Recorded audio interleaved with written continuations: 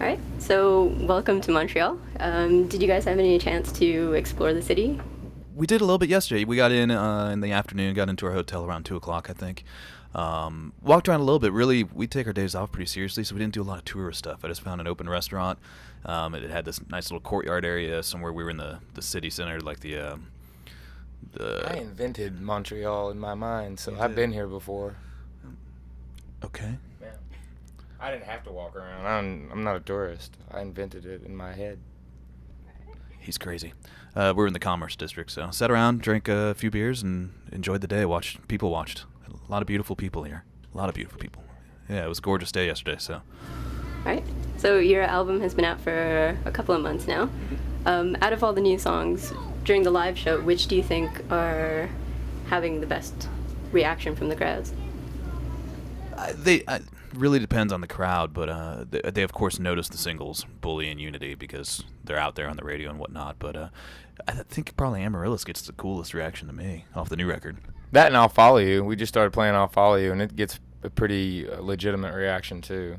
A lot of the ballads where the connection of, as far as anything where the lyrical side of the song really conveys a major emotion and the subject matter is, quite frankly, really heavy, it will draw the audience in. We're really good at, I think we've learned over the years, first of all, we're very, very honest when it comes to the songwriting. We write about what we know and what we've been through.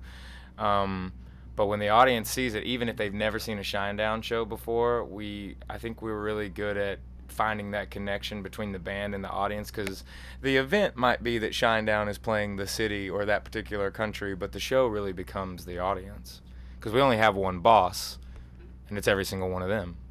That's a good way to think of it. It's the truth. I mean, at the end of the day, they're the only reason we're on the stage. It's the only reason we're playing the show tonight. It's because the people came. Okay. I read that when you guys were writing this album, it was one of the first times that you all wrote together as a band.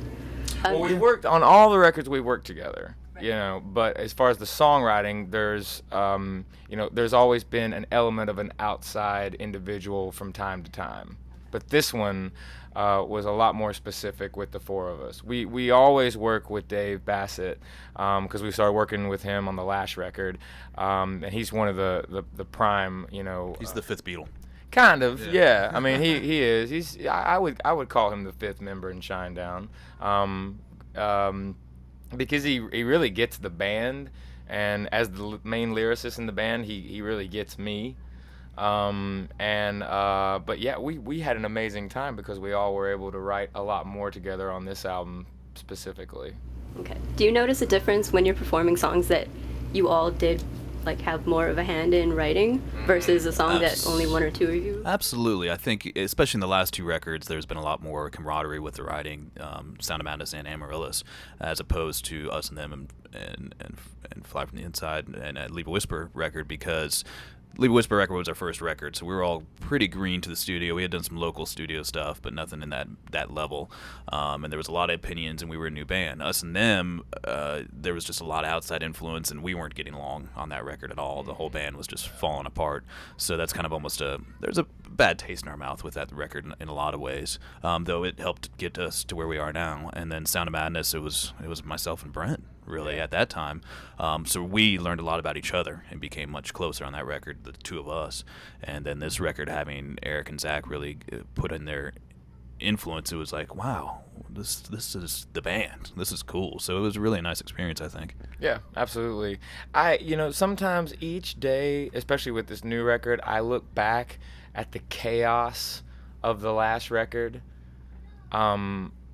And I think that's why that record sounds that way, because really, in all truthfulness, the Sound of Madness opened up a lot of doors for the band, and a lot of people that knew nothing about the band, all of a sudden they were like, wait a minute, I know this band's other material now because of this. They were listening to that record, and it was the first record they got because of basically the success of the songs, and then they found out that we were that band on those other two records, and they had no idea. But there was a lot of chaos in that album, and I'm very proud of that record. But I'm extremely proud of this record because we're never complacent. We're always trying to outdo what we've already done, and we don't want to make the same record twice. We never do. There was a lot of really I wouldn't call it chaos on this record because we learned a lot about each other on this record. But talk about a very, very forthcoming album, and no pun intended, it being the fourth album. But there was nothing left to be trying to think of the best way. Every one of us was exposed on this new record, like, because we had to go to that level. We had to go to that point. And sometimes it wasn't what we wanted to hear from each other. And sometimes it was like a rebirth in a lot of ways for each other. I think it made us stronger. Yeah, I think each one of us had a mental breakdown during the making of this record, literally. I also read during this record you guys wrote about 30 songs. Mm-hmm. 33 in all. Yeah, 33 in all. Okay. Do you have any plans for the leftover songs, or? Not necessarily. I mean, they're always there, and we actually. Some of them are really good. There's some good ones this time. A lot of times the leftover ones, you're like, there's a reason they didn't make the record, but there's some really good ones. They might end up somewhere, but really the album is the songs that needed to be there. That's the flow, and they really worked. Not to say the other songs weren't good songs, it just didn't flow with this record. So maybe they'll get used for a soundtrack, maybe they'll get used in some bonus material, or 10 years down the road, if we do a greatest hits, we can put them on there or something. But we don't like to rehash things. If it didn't make it, like you said, then there was a reason why. We just kind of put it to the side. Even if we get asked to do a project like a film, television, a commercial spot, a different sponsorship, a song for the arts, or sporting events, or what, if they ask us to do it from an original point of view, we usually start from scratch, but he is being very honest, though. The songs that didn't make it, they're still really, really good. All of the songs that we did for this record, there was a bar, like a really, really high bar raised for this album, so there's not really a bad song, in our opinion. And it's funny, too, because with Amaryllis, I love the passion that people have for the band, because when the record came out, there was nobody on the fence. Either they say this is the best record that has come out in the last 10 to 15 years, or they think it sucks. Which is fantastic. At least you're passionate about it. So that's what I love, is just the amount. So it's doing its job. Yeah. It's doing its job. making people talk, for sure. Yeah, it's making people go, How do you go about choosing which songs make it to the album? Because you mentioned that. That's one of the easiest things to do, because they kind of raise their own hand. They really do in the recording, and once you get the final recording of it done, even in the demo form, which songs are really important, which songs are like, maybe, maybe not. And then when you get into recording for the record and recording it for real, they start raising their hand, and you go, well, that one's definitely got to make it. Oh, that one's going to make it. Those two would flow well together. I think the hardest thing is figuring out the order. Not which songs are going to be there, but what the order is that they're going to be. I'll give you an example, though, too. Like, there was a song written, and I can't tell you the name of the song because it's being worked in something, possibly. So I don't want to throw it out there. But it was this song where, when it was written, I was like, this is going to be the juggernaut in the record, and it's going to change. Song didn't even make the record. So it was like one of the, and you never know. Right. You don't know until you've said, that's it. That's it. On this album, we said we were going to write over 30 songs. We said, roughly. Once I kind of was like, we're done. And because I didn't have anything on a lyrical side, it was like, once I've exhausted everything, you don't want to start pulling from stuff just because you're trying to come up with something. That's not good. You gotta write from your gut and from your heart. But yeah, there were some moments where songs, like he was saying, we were like, there's no way this isn't gonna make it, and it didn't make it. Last week you guys filmed the music video for Enemies. Mm-hmm. We saw some photos that you posted on Twitter. It was very bloody. It was fun. What can you tell us about the video? It was fun. It's gonna be a great video. I don't want to give it away. It's a concept that has been used before, but not the way that we've presented it. And actually, it's more of a concept that has been toyed around with videos. What we did is we just took it to the edge. So that's the best way of putting it. Yeah, it's actually getting released in the UK first. I don't even know when it's going to make it to this side of the pond. It was a probably the most fun we've had making a video. At least for me personally, I had a blast making that video because it's not a performance video. It's not us behind our instruments. There's no instruments involved. It's just us four. It's just us four, and it was the first time we've had to act in a way. Well, and that's the thing. We weren't acting. Yeah, it's our true. It's our true nature in that video. It's pretty intense. Yeah, and it's also extremely funny at the best possible times. It has a satire to it that's quite comical. It's a good balance. You'll see.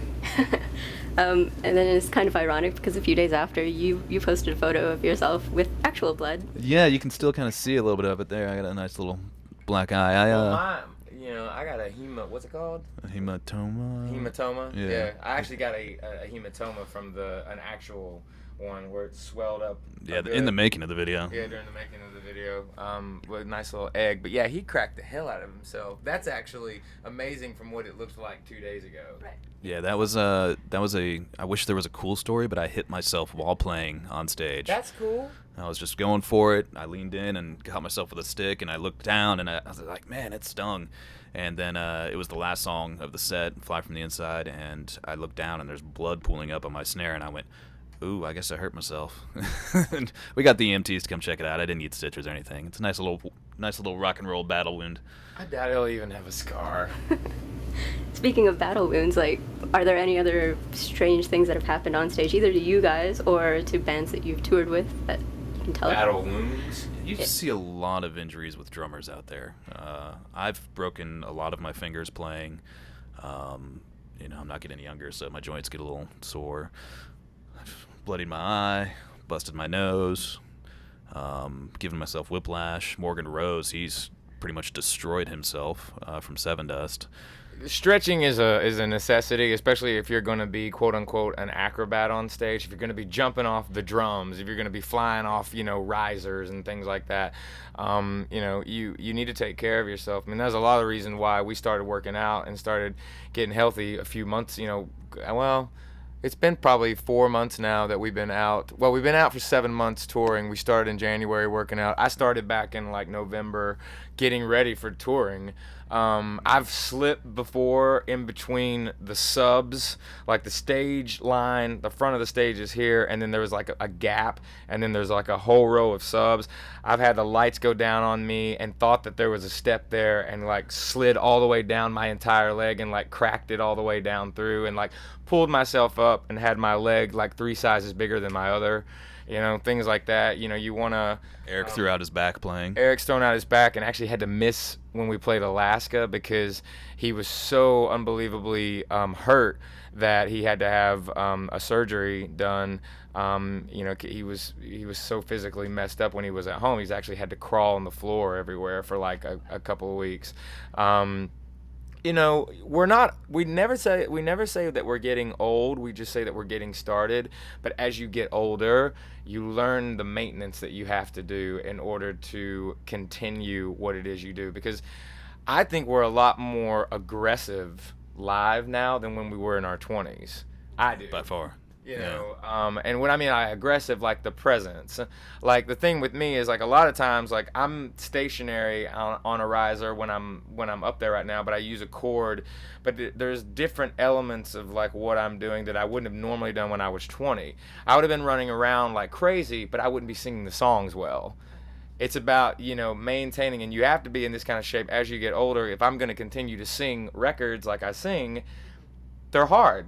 They're not easy. It's not. We don't write songs that are easy to play or easy to perform, and that's for a reason because that's just who we are. So you learn how to adjust accordingly and maintain yourself. Rock and roll hurts sometimes. Or you don't, and you don't have a career, and they forget about you. Yeah, I'm not letting that happen. Not letting that happen. Right. You mentioned that you've learned lessons just by touring, and you guys, once you were the opening bands and now you're the headlining bands. Mm-hmm. What kind of advice did you receive when you were the opening bands that you would want to pass on to some of the newer bands today? I think one of the major things is humility, staying humble in the art, and trying to be a good person at all times, because people rise, baseball bats come out on the way down. Treat everybody with respect, even the local opening band. When we first started, one of our major tours, the two major tours that we started with were Powerman 5000 into Three Doors Down, and that was Three Doors Down in their heyday. We were green at touring and made every single stupid mistake an opening band could make, like going to catering and eating all the food before the headlining band even gets there, every mistake. And instead of them getting mad and kicking us off the tour, they might get a little perturbed, but they taught us the lessons, said, hey, you can't act like that. You got to do this. And so we try to pass that along to the other opening bands and say, hey, man, don't do that. Or great job, and give them the opportunity to put on the best show they can possibly put on, because we want everybody to succeed. From the opening band to the headlining band, you want the kids to have a great show. That's the most important thing. The other thing, too, is you have to understand that not everybody's going to have a great day. But you, like he said, a really, really great, he made a very good comment, great comment. Your humility is very important. You don't want to be desensitized to people's feelings and understand, and you want to try to always get up on the right side of the bed. But the one thing for like the band that's just starting out, what we tried to do is we always watched all the bands. Like, I made it a point to myself, I always watch, going back 10 years ago, I always watched the headliner like every night, or the main support. If I was the opener, I continued to watch every night and see how, what does a headliner do, when they're there. And, we've had the privilege of actually opening up for a lot of fantastic artists over the years and being main support for, those artists, and then becoming the headliner ourselves. Always remember something, though. You can always become the opening act again. Or, even a worst case scenario, you could not be booked for the shows. Always keep that in mind. Be respectful of everybody. If you're having a rough day, remove yourself from the situation and don't say anything, because at the end of the day, my mother always taught me, if you don't have anything nice to say, don't say anything at all. In certain situations, that kind of advice can go a long way. And nothing good happens after midnight. And nothing good happens after midnight. No. And we're not being facetious, it's true. Nothing good happens after midnight. Go to bed. Thank you, Dad. Thank you for that one. All right, and then next up for you is the Uproar tour. Yes. What can fans expect there? Like, are you changing? It's a big rock tour. We're going to change some stuff up. We're going to have a bigger production with us and talk about, that goes back to the question before. It's pretty humbling for us to be headlining a festival where we've opened up for pretty much all of those bands. Godsmack, Stained, Papa Roach, POD. I still have no idea how we're ending that show. It's unbelievable and very humbling for us, and it's an honor to even share the stage with those guys and to be in the position that we're at. So it's going to be, that's a heck of a lineup. That's a rock and roll lineup. But there again, being that, as it may, when we were presented with being the last band of the night, we have one hell of a show for everybody. Yeah. We have it's one gonna be hell of a rad. show. All right, and then after Uproar, what's next Europe for Shinedown? and the UK again. Yeah. And then November and December aren't booked right now. And then next year is, it's not booked, but we have a pretty good idea that next year will be a lot of international.